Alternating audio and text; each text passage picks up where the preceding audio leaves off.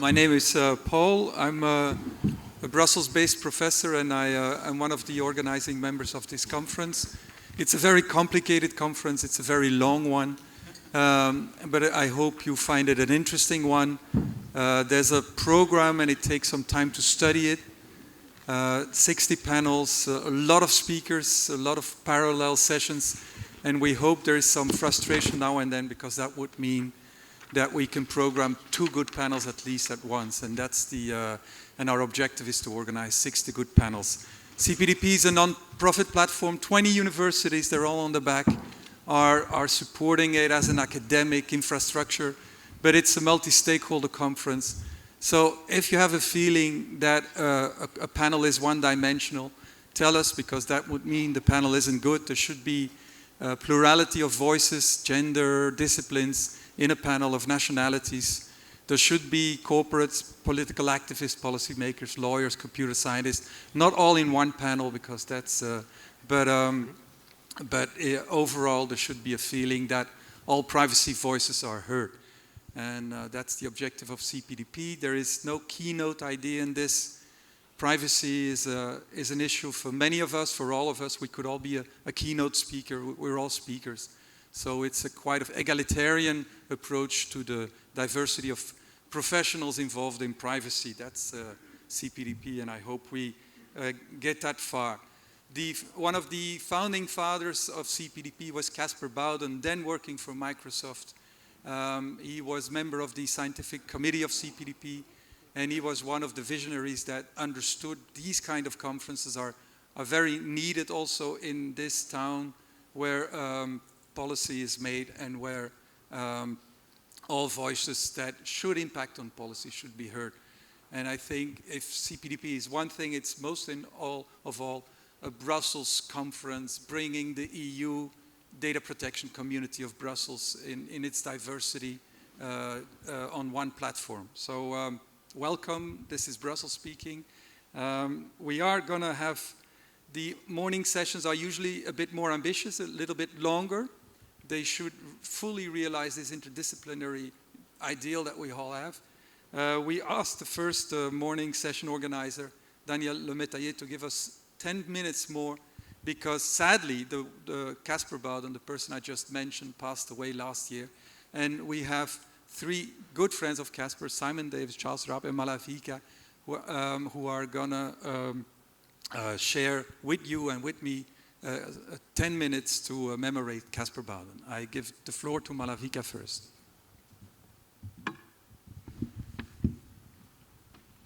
I've made a very, very small video commemorating Caspar.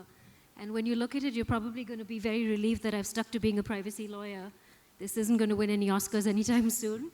But it's more of a personal homage to represent the feelings of a lot of people in the room. And the idea is that it's a pretty warts and all, no holds barred review of Caspar, because I think that's what he would have wanted. Otherwise, he would have stood up at the back of the audience and said bullshit, and said that I was Caspar washing him. So we're not going to do that. Enjoy.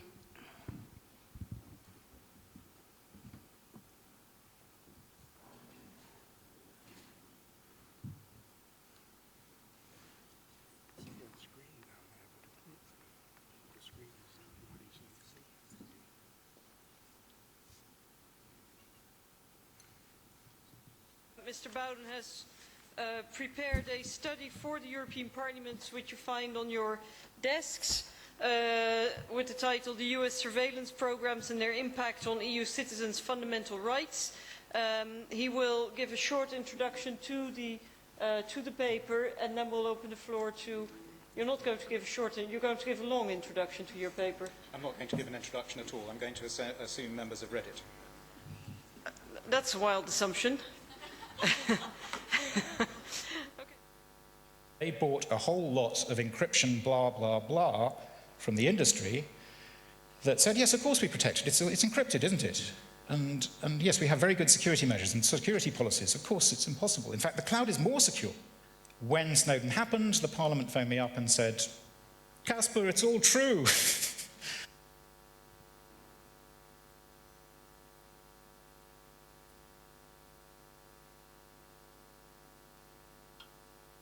Caspar was tireless, fearless, right so often when everyone else thought he was wrong. Caspar Bowden was a true giant in the privacy field, who spent every minute he had fighting for the principles and convictions he believed in. His passion, his tenacity, and his intelligence were all a huge inspiration to me personally, and he will be sorely missed.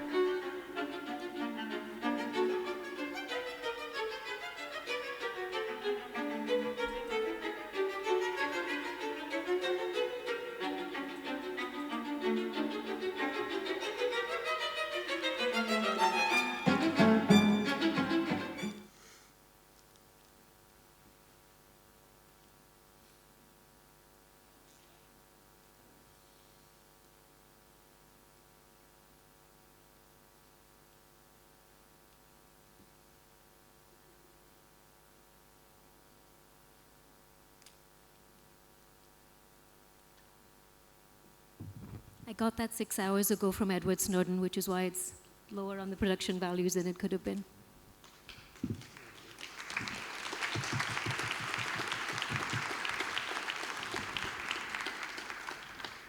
Thank you so much for that, Malvika. That was lovely. It really was.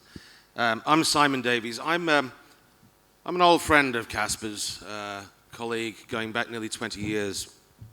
Without sort of appearing like John Cleese, I'm going to just try and share a few moments from a personal perspective about what he meant to me. And Charles will follow with more of a substantive talk about what he meant to the field, which is a huge amount. I should say that for those of you who know Caspar, we have what's called the popcorn moment with Caspar, you see. I mean, he was quite unique for this, and the video made reference to this. He would always attack in the best way, the most ferocious way he could. He went right to the heart of pomposity and stupidity, particularly amongst politicians. This is David Blunkett, his favorite target, former Home Secretary. And if you look very closely, you can see Caspar. There he is, right from the back. We always have these moments, but everybody who experienced Caspar in a room knew he was going to be the voice that cut right to the core of the issues. And this is the sort of rhetoric that Caspar would come up with, you a bunch of idiots. Whichever happened, you had no right to occupy the role of a minister, for example, but it was always substantive stuff. He would nominate clauses, he would talk about exceptions, he would talk about conflicts in law and of technology. He knew this stuff, he was brilliant I had a term for him which I think he admired a lot. Those of you who are old enough may remember an old British Ronnie Barker series on television called Porridge. This is Mr. Mackay, the authoritarian guard, and I can hear these words as Mackay famously issued in season 2, which applies to Caspar's view of all politicians.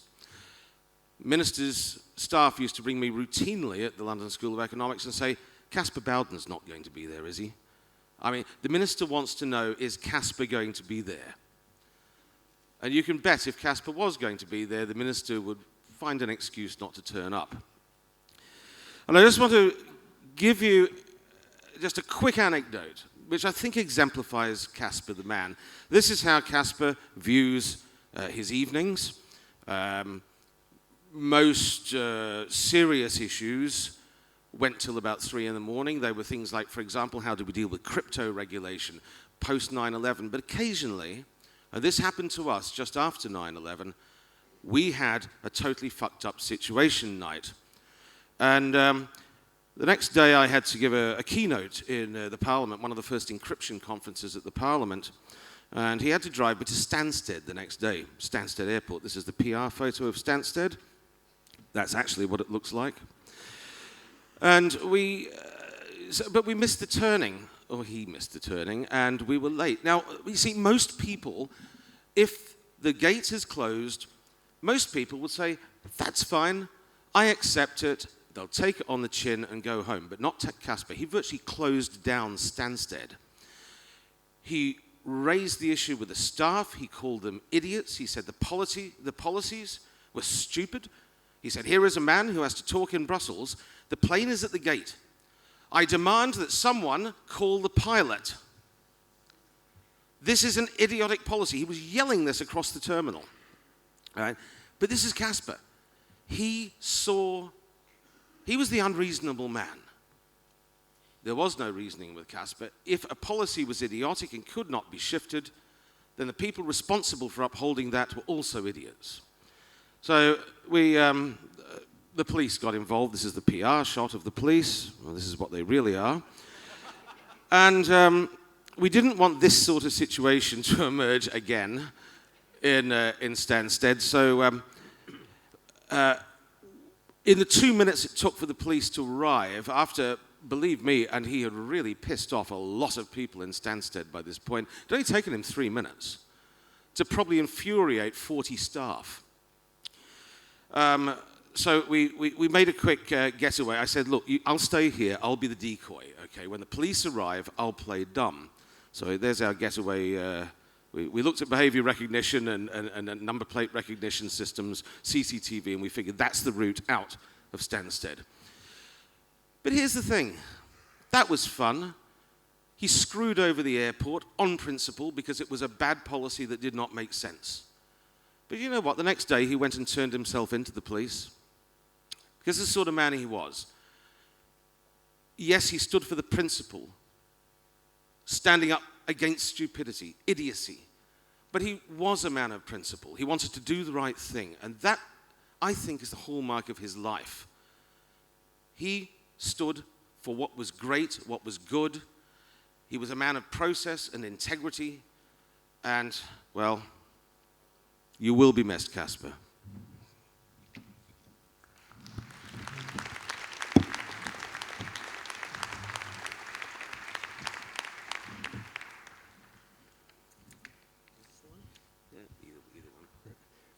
Thank you very much for that, Simon. My name is Charles Rabb. I'm professor at the University of Edinburgh. And I was privileged to have known Caspar for many years. He shared his insights and his enthusiasms with me, and also his despair and frustration as the world continued to sleepwalk into a surveillance society. Now, that wasn't his phrase, of course, but it expresses the nature of the dangers that he perceived, and it shaped the positive proposals that he tried to make to whoever would listen to him, and even to those who didn't want to know, and there were a great many of those, as Simon has indicated.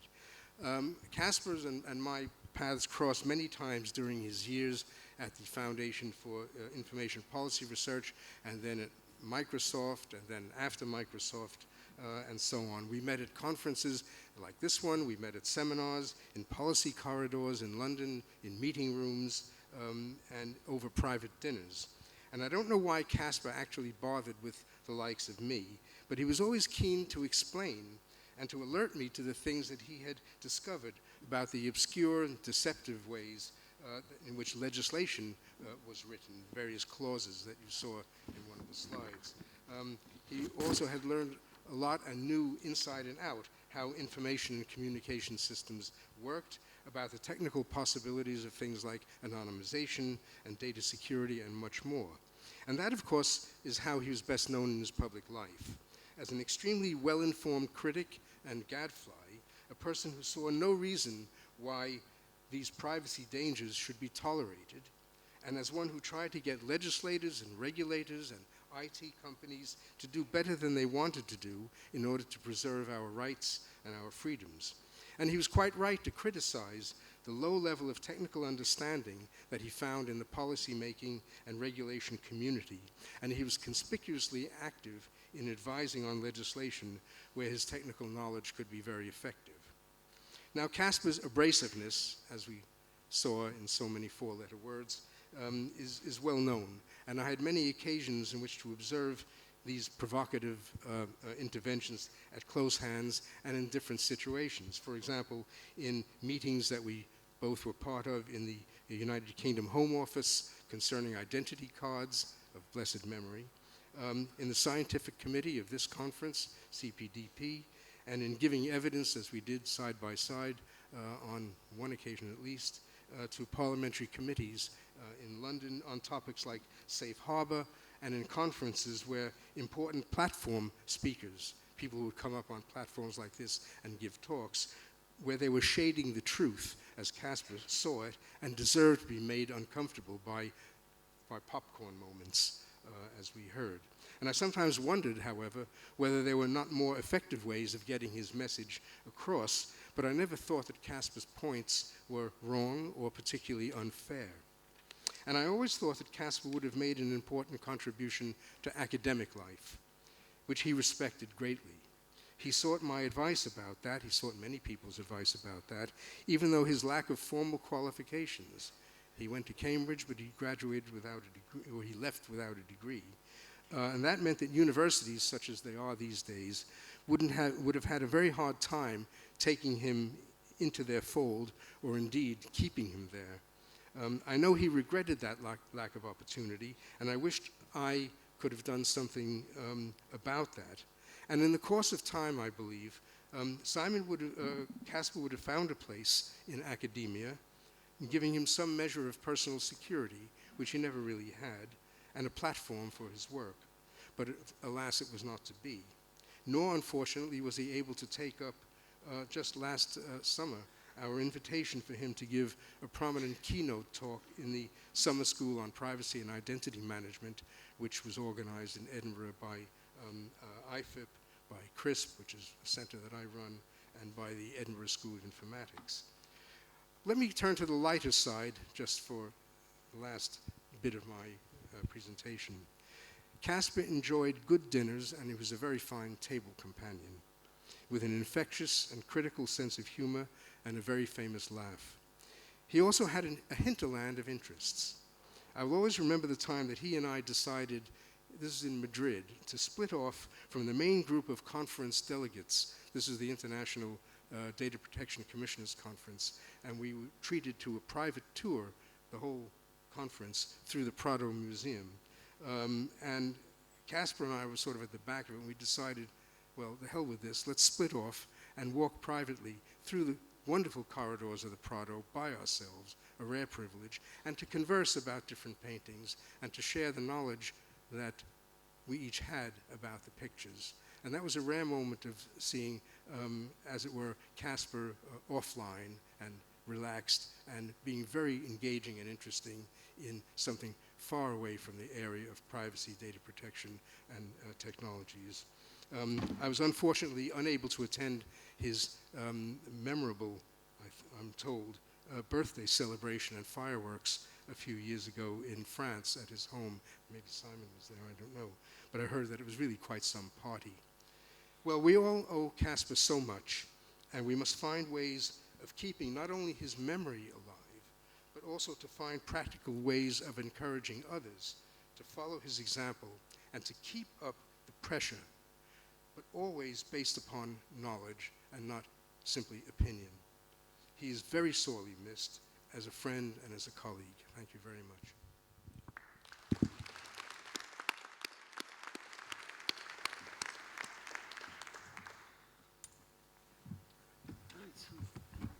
Thank you for this beautiful moment that you shared with us.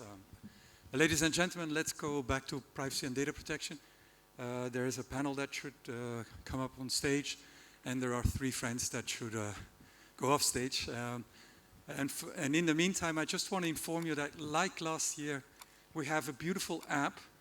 So if you want to get rid of the conference back, first read it, but there's an app which you can download with the full program. And there should be a link that we are going to distribute today telling you where you can find that app. There's even a slide with the reference, but I don't know whether my friends over there can show us that slide. But anyway, Danielle, please come with your team and please show the app.